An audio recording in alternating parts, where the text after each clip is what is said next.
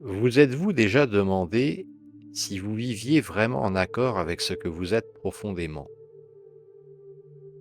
Avez-vous parfois l'impression qu'une part de vous aspire à quelque chose de plus vaste, quelque chose que vous ne parvenez pas encore à nommer?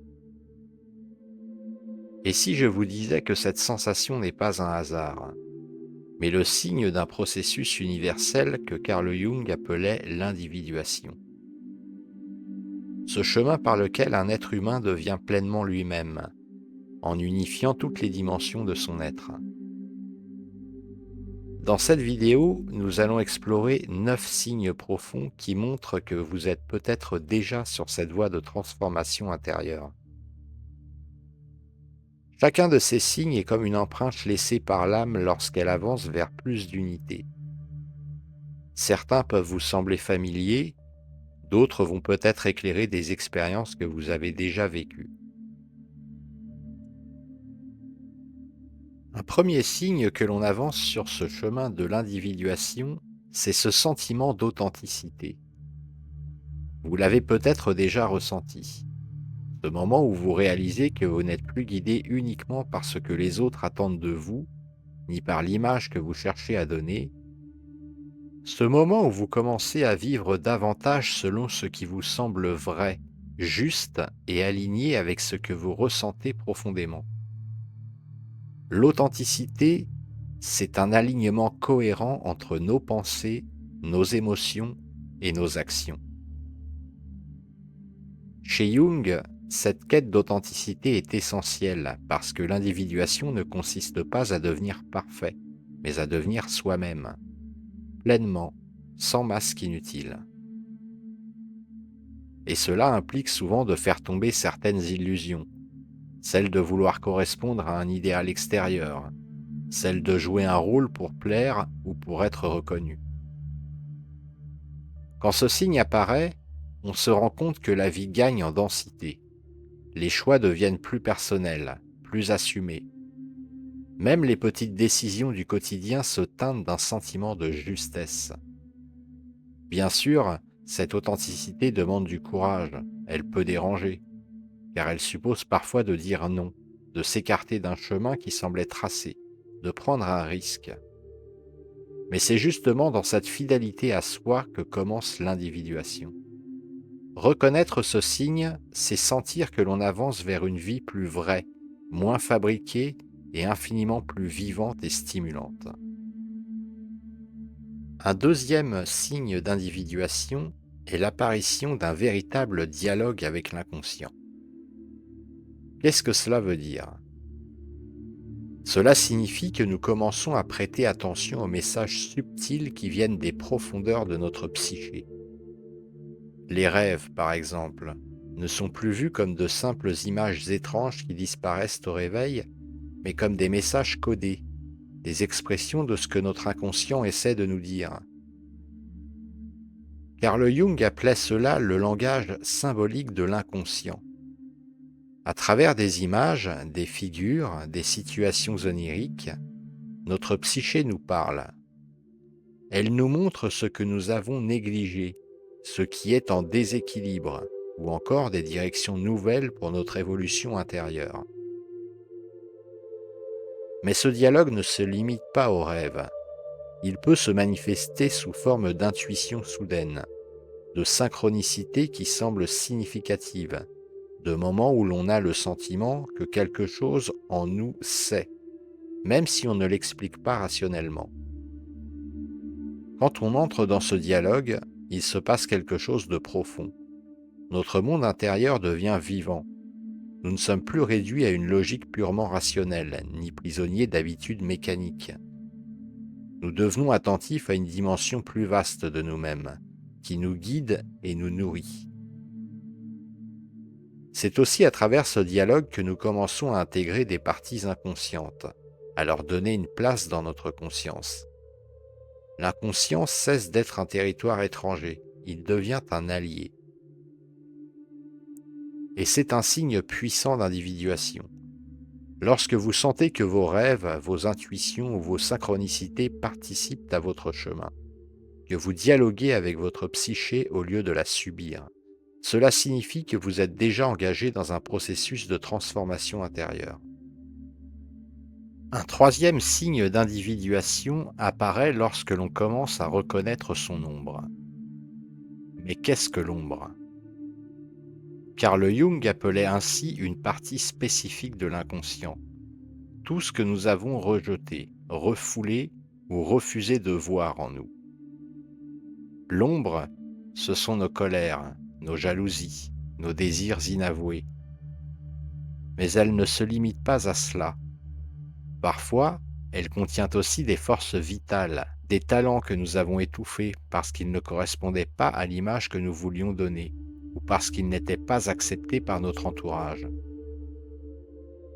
Tant que cette part reste inconsciente, elle agit à notre place. Elle se projette sur les autres. Nous détestons chez eux ce que nous refusons de voir en nous-mêmes.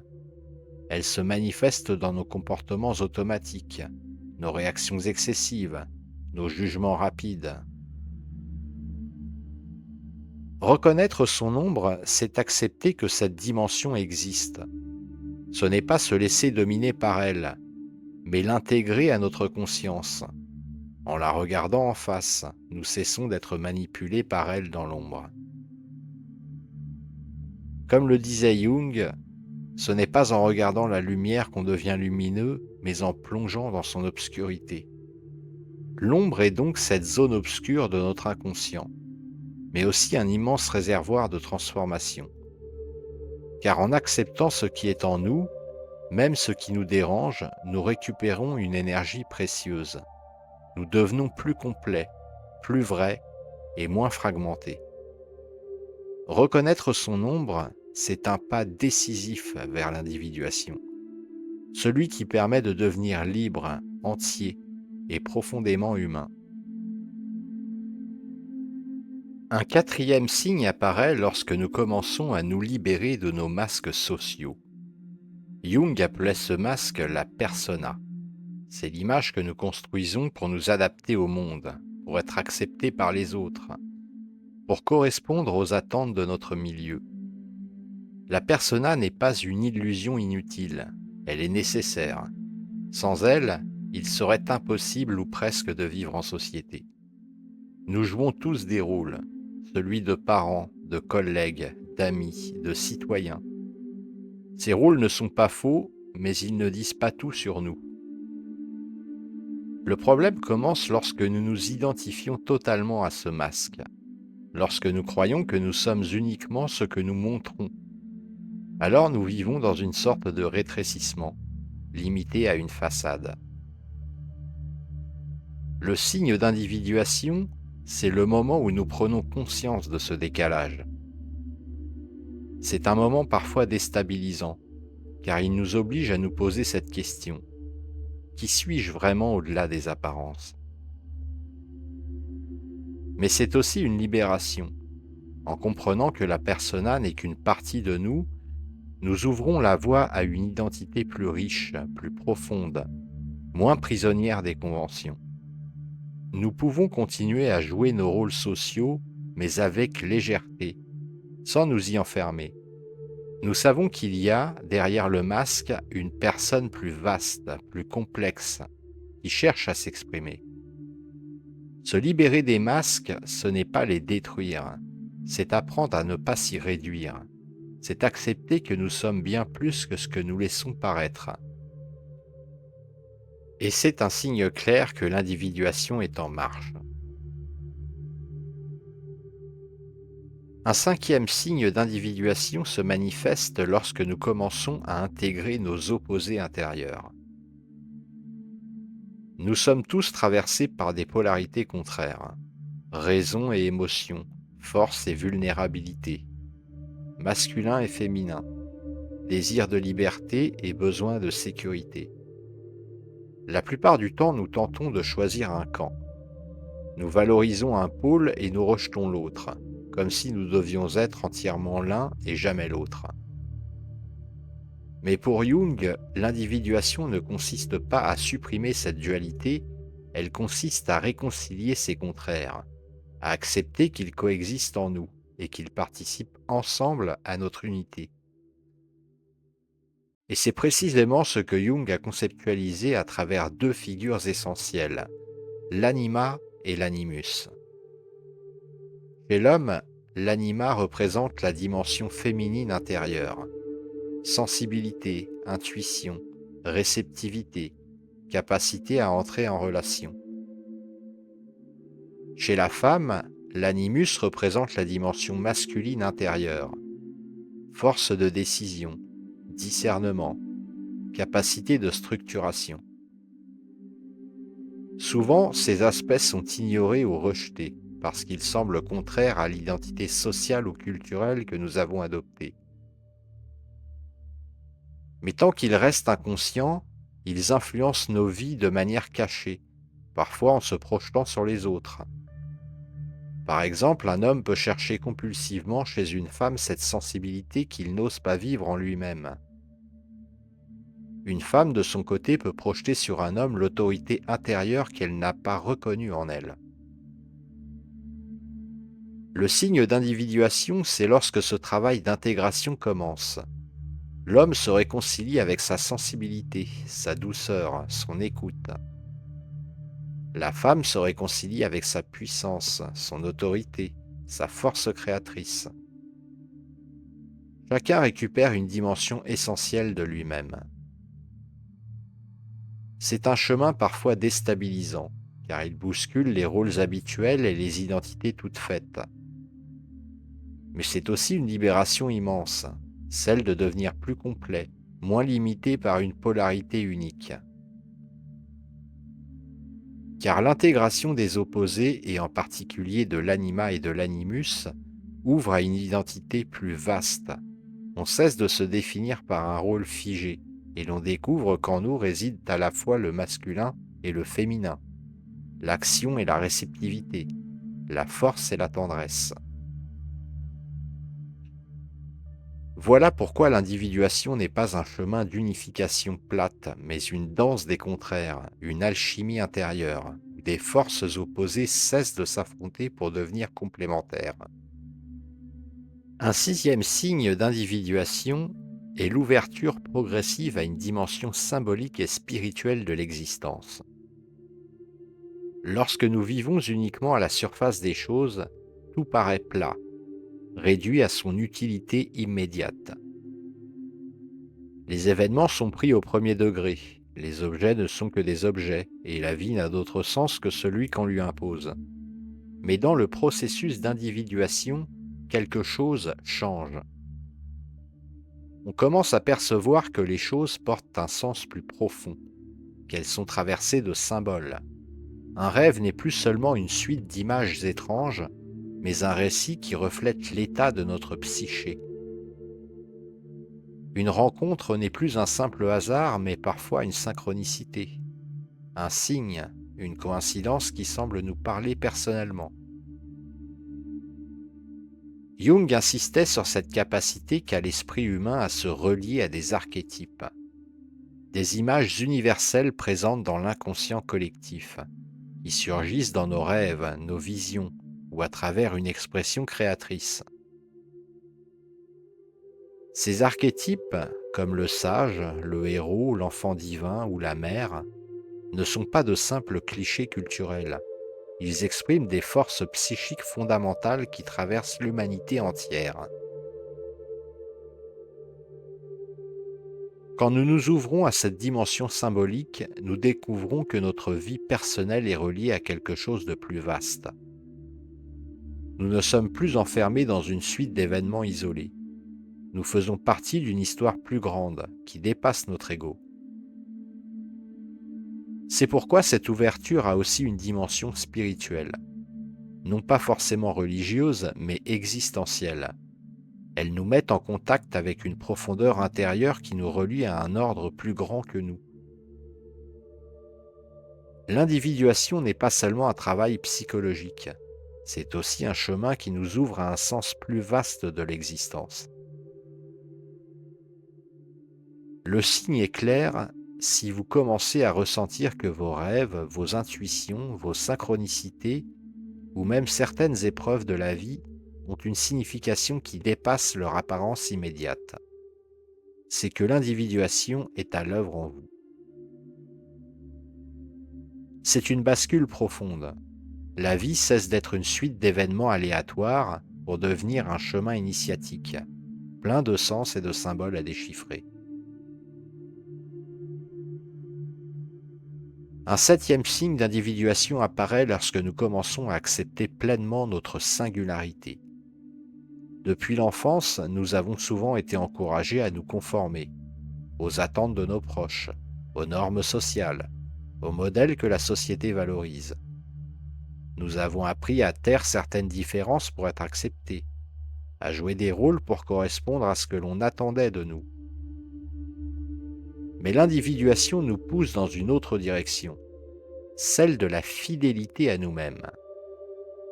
Ce signe se manifeste quand on cesse peu à peu de chercher à plaire à tout le monde, quand on arrête de vivre pour correspondre à une image extérieure et qu'on commence à honorer ce qui nous rend uniques, nos élans, nos choix, notre manière de voir le monde.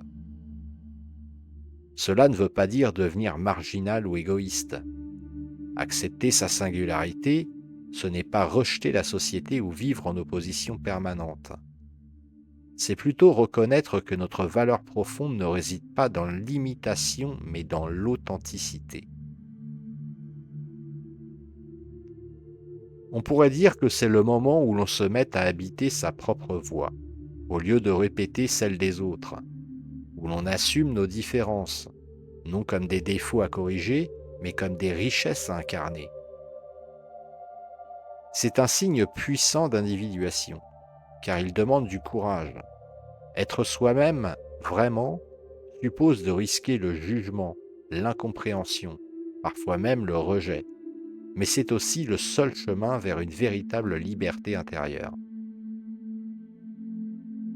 À ce stade, on comprend que la singularité n'est pas une menace, mais une contribution au monde, car en devenant pleinement soi, on cesse de jouer un rôle de plus dans une pièce déjà écrite.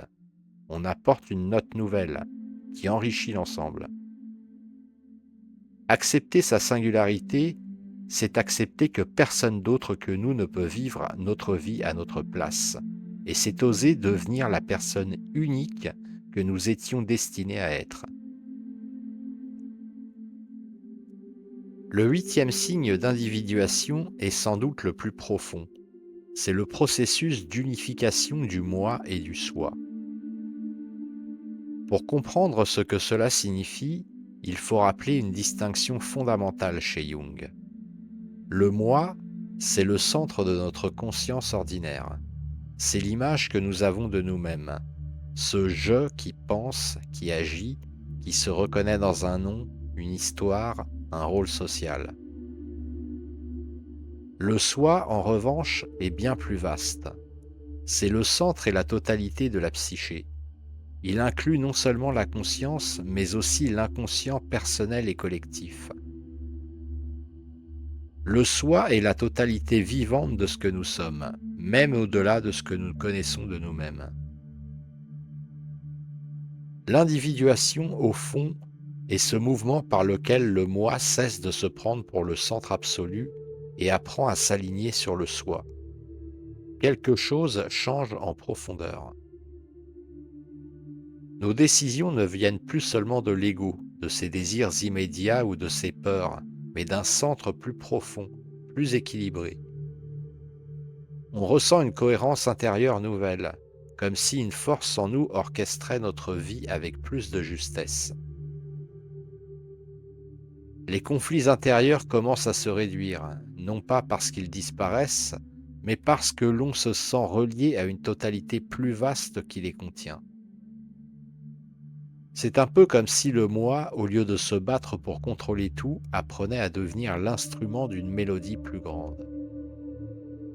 Le soi, alors, devient le véritable chef d'orchestre. Cette unification ne veut pas dire perfection.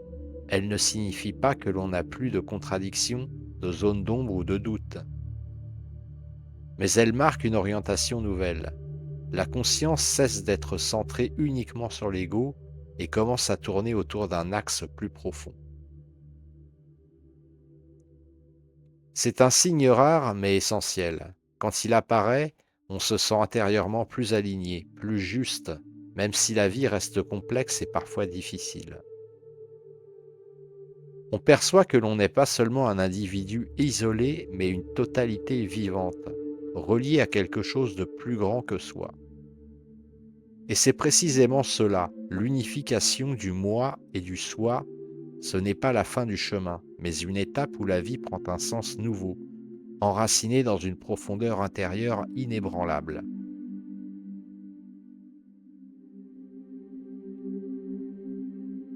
Le neuvième signe d'individuation, c'est l'émergence du processus créatif.